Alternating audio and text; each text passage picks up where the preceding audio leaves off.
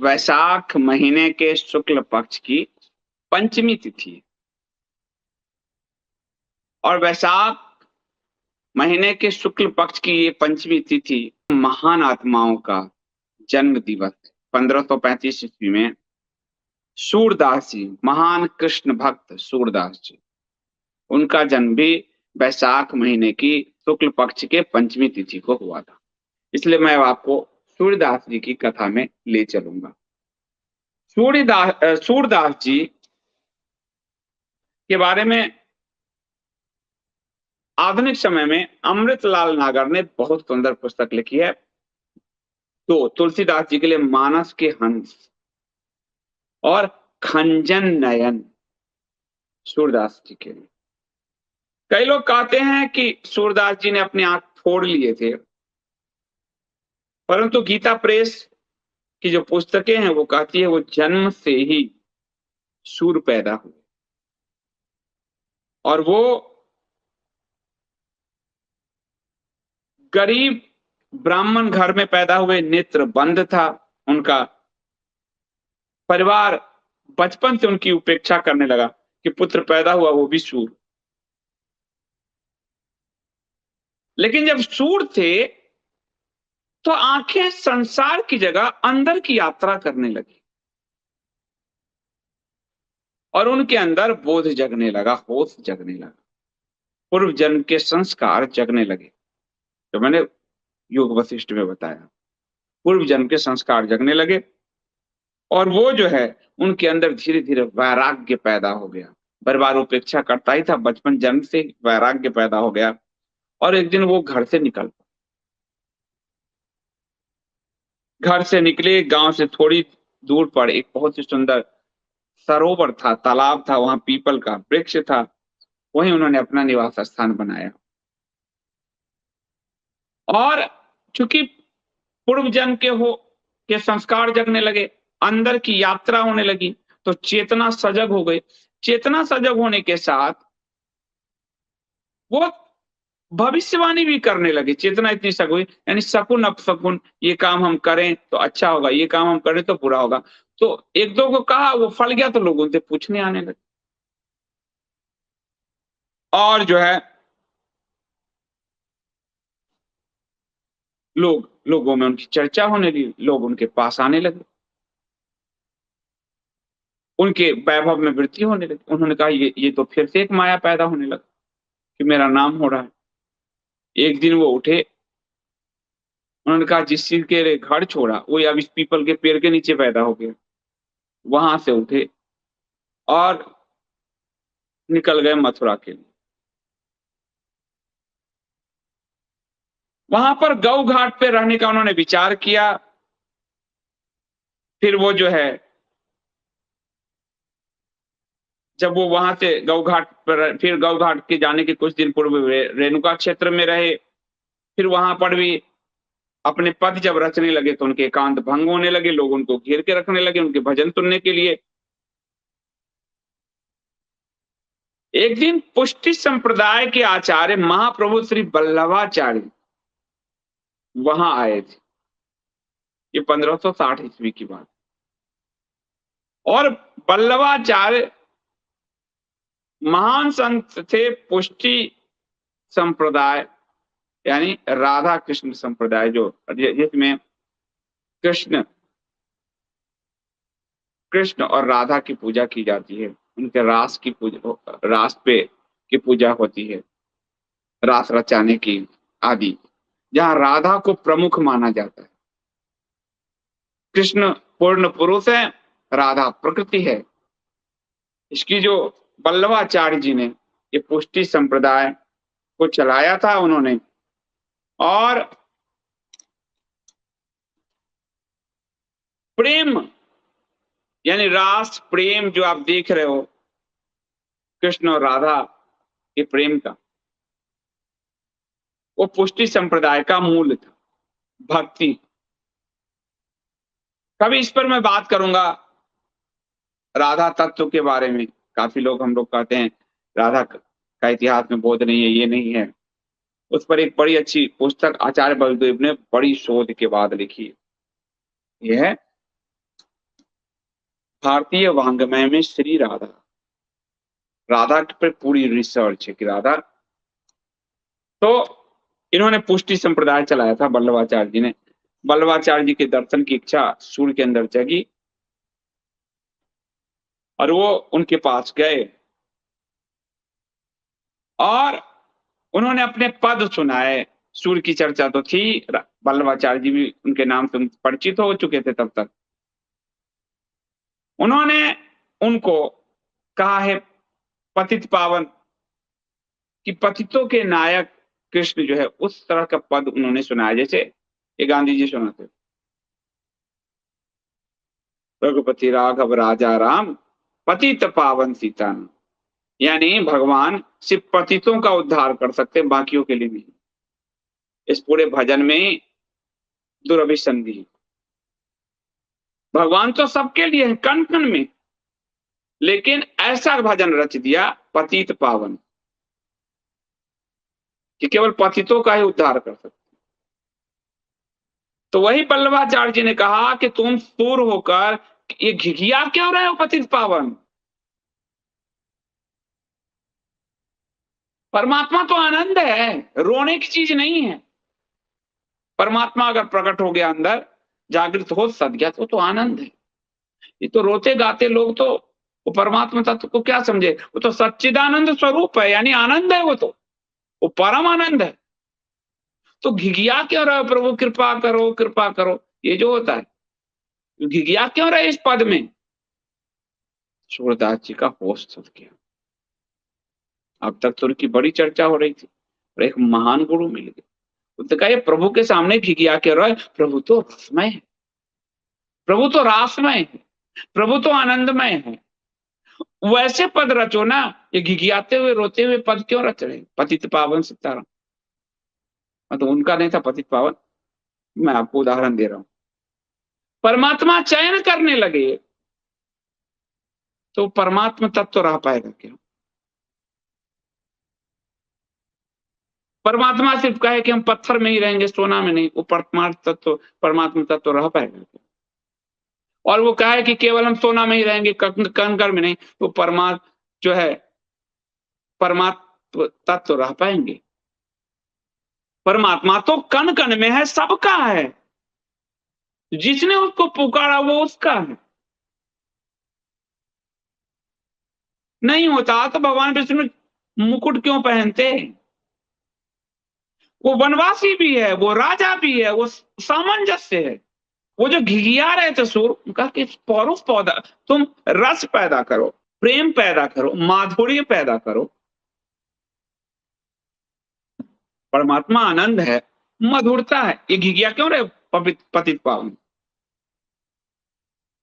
और फिर आचार्य ने उनको सुबोधनी सुनाई और सूर उसके बाद लीला के पद गाने लगे। रोज आचार्य का दर्शन करते, गोकुल से गोवर्धन तक आए वो, और वहां श्रीनाथ जी का दर्शन किया और हमेशा के लिए श्रीनाथ जी के चरण में ही वो। गोवर्धन आने पर सूर्य ने अपना स्थायी निवास चंद्र सरोवर के निकट पारसोली में बनाया। वहां से रोज वो श्रीनाथ जी का दर्शन करने जाते और धीरे धीरे पुष्टि मार्ग में जो बड़े कवि थे, भक्त, उनमें उनकी गिनती होने लगी। नंददास, कुंभन दास, गोविंद दास, सूरदास, इस सब में उनकी गिनती होने लगी और उन्होंने सूर सागर जैसे विशाल ग्रंथ की रचना की जो माधुर्य से भरा है। और फिर उन्हें वल्लभ संप्रदाय में, जो बाद में वल्लभ संप्रदाय में जो विठल ने वल्लभ के जब उन्होंने लीला प्रवेश किया, यानी अपना शरीर त्यागा, तो गोसाई विठल ने सूरदास की अष्ट छाप में स्थापना की। अष्ट छाप, सूरदास का राधा इस वल्लभ संप्रदाय में अष्ट छाप कहा गया है। और अष्ट छाप में है कि ये जो कवि थे वो राधा कृष्ण के अनुपम मिलन की चर्चा करते थे। और ये जो है 8 कवि थे, और ये आठों तो प्रसिद्ध कवि अष्ट सखी तथा अष्ट सखा के रूप में, दोनों उभय रूप में जो है वो अपने आप को कहते थे। और ये जो है आपको भगवान कृष्ण के भी 8 सखा थे, इसलिए अष्ट छाप कहा गया। कृष्ण के 8, कृष्ण, तोक, अर्जुन, ऋषभ, सुबल, श्रीदामा, विशाल और भोज, 8 उनके भक्त, उनके साथी थे। और 8 ही सखियां थी उनकी, चंपकलता, चंद्रभागा, विशाला, ललिता, पद्मा, भामा, बिमला और चंद्ररेखा। इस आधार पर पुष्टि संप्रदाय ने अष्ट छाप की रचना की। उसके प्रमुख कवि थे सूरदास। और ये लोग सखा भाव से श्री कृष्ण की लीला गाते थे, और श्रृंगारिक लीला सखी भाव से गाते थे। तो इसलिए सखा सखी दोनों रूप में, उभय रूप में, ये पूरा जो कृष्ण माधुर्य रस, कभी इस पे बात करेंगे तब, अभी तो वो भटक ही जाएगा। तो अकबर का उस समय काल चल रहा था, मुगल काल था। उनके दरबार में बड़े संगीतकार थे तानसेन। और तानसेन एक दिन अकबर को सूरदास का एक भक्तिपूर्ण पद सुना रहे थे, और अकबर मोहित हो गया। अकबर ने कहा कि मुग्ध हो गया, और उसने सूरदास से मिलने की इच्छा प्रकट की। और वो मथुरा पहुंचा, उस तो गया वहां, मथुरा किसी काम से भी जा रहा था, लेकिन गया। ये 1623 ईस्वी में है, जब तानसेन के साथ सूरदास से अकबर मिला।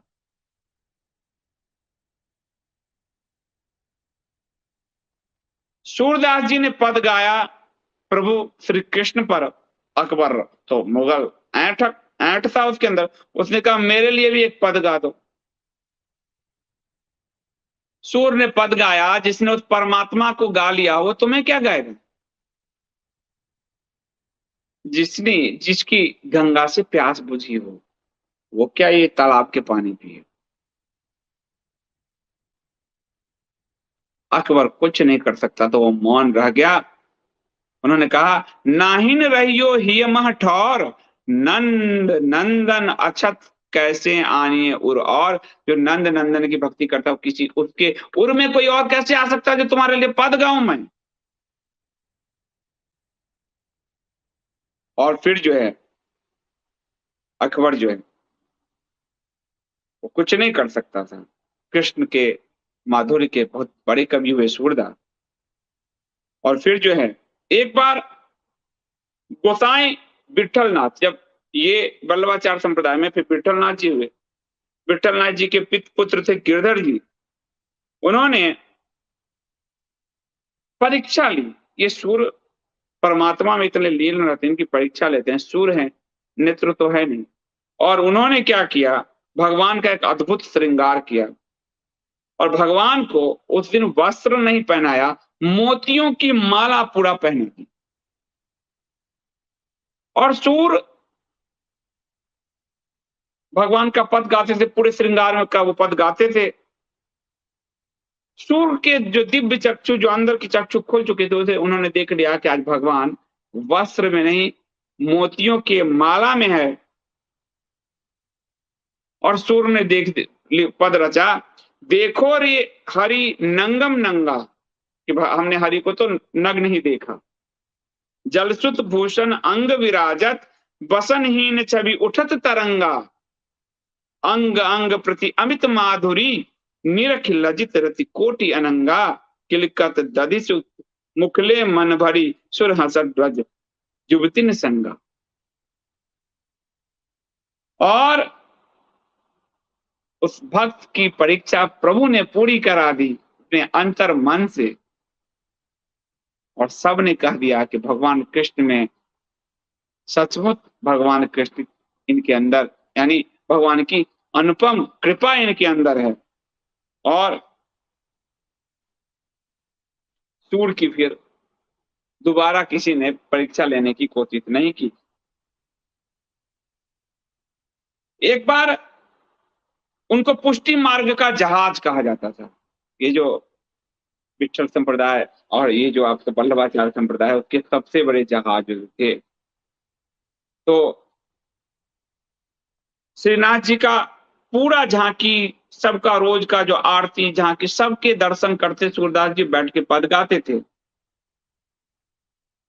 एक दिन वो सिर्फ मंगला आरती उन्होंने किया और उसके बाद वो चले गए।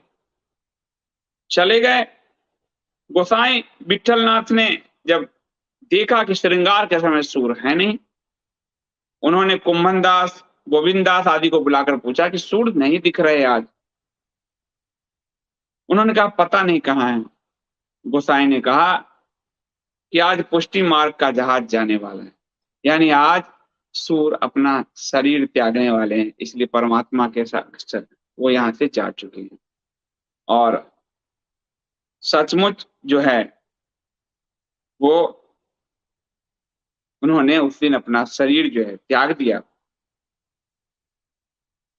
वो साक्षात भगवान में रम गए और पुष्टि मार्ग का वो जहाज उस दिन डूब गया। पुष्टि मार्ग में जो कहा जाता है कि गोपी जनों के भाव से भावित भगवान के भजन से जो रस का अनुभव होता है, वही पुष्टि मार्ग का आधार है।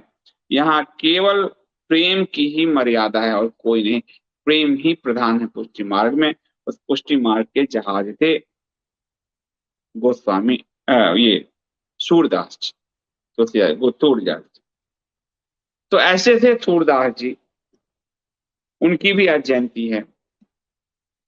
तो वैशाख महीना शुक्ल पक्ष तृतीया और पंचम तिथि दोनों कितनी महत्वपूर्ण तिथि है। यदि हमें अपने शास्त्र का ज्ञान हो तो मतलब हमें अपने शास्त्र पर गर्व करना होगा। ऐसे ऐसे महापुरुष हुए जो साक्षात परमात्मा में लीन हो। इस आज की कथा को मैं यही विराम देता हूं। यदि कोई प्रश्न हो तो मैं लेने का प्रयास करता हूँ। मनीष जैन जी कह रहे हैं सारे भजन बिगाड़ के रख दिए इन भावना से ग्रस्त लोगों ने और वामपंथियों ने। ठीक बात है। हम एक एक चीज को अगर समझेंगे, अपने शास्त्रों में डुबकी लगाएंगे, तो एक एक चीज पकड़ में ऐसा ऐसा आएगा कि हम पंचमक्कारों को बहुत अच्छे से पहचान सकते हैं, छठमक्कारों को। तो इसलिए शास्त्र हमारे गुरु गोविंद और ग्रंथ ये हमारे मार्गदर्शक है। ये जो हाँ सरोज जी से करे, ये जो हिंसा का बोध कराया, पतित पावन, और हम भी सुनते हैं, हम भी बचपन में सुनते हैं, पतित के साथ जोड़ दिया, मनुष्य को पतित कह दिया। मनुष्य जो भगवान विष्णु का सर्व प्रिय है उसको पतित कहा। और ऐसा लगा बस भगवान सिर्फ पतित पावन के उद्धार के लिए हुए। भगवान ने का तो मतलब जिनकी धर्म पत्नी साक्षात धन की देवी, वो धन से घृणा करता हो, समाजवाद की कोड़ और अब्राहमिज्म की दरिद्रता, ये दोनों मिलकर भारतीय समाज पे थोप दिया।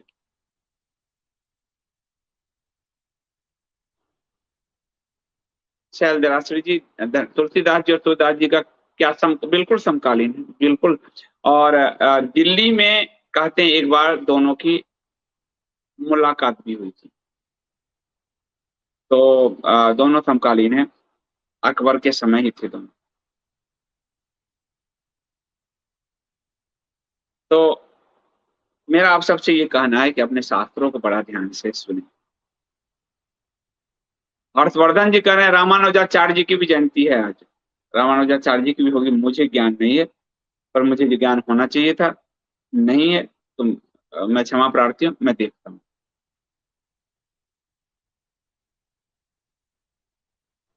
तो मैं अब इसको यही समाप्त करता हूँ। धीरे धीरे ये समय बदलेगा, बदलने वाला है। आज मैंने आपको आईएसडी पे बताया है, क्योंकि मैं सनातन धर्म के जो कोर्स के नोट्स बना रहा हूँ, वो पूरे दिन में अध्यात्म में रहता हूँ। वहां से स्विच करना न्यूज पे मुझे बहुत कठिनाई में डालता है। रात में फिर से नहा वहा के आना पड़ता है, बड़े ध्यान वान करके आना पड़ता है मुझे। तो और कोर्स में पूरा अध्यात्म का बना रहा हूँ, तो मेरा मन उसी में भी रमा हुआ है। तो सुबह मैं पूजा करके, जब मैं सुबह पूजा करता हूँ, पूजा के बाद मैं सुबह 9 बजे आपको अध्यात्म की यात्रा पे सुबह-सुबह ले चलना चाहता हूँ और उसके बाद मैं अपने पूरे सनातन की अध्ययन में लगा रहूँगा और फिर 7-8 बजे फिर अपना खेल-कूद के आके घूम टहल के उसके बाद म्यूज़ जैसी जंगल में कूदूँगा। लेकिन मेरी मनस्थिति बार-बार अप-डाउन से थोड़ा असर पड़ रहा है मेरे पर। अप डाउन हो रहा है। रिदम मेरे बिगड़ रहे हैं। तो कोई प्रश्न था दिखाना? किन्हीं का सुपर जय मनीष जैन जी। हाँ, बहुत सीखना और पढ़ना तो सचमुच बाकी है। जितना पढ़िए उतना ही कम है, क्योंकि हमारे शास्त्र इतने अद्भुत हैं। तो अभी के लिए इतना ही। आप सबको जय श्री राम।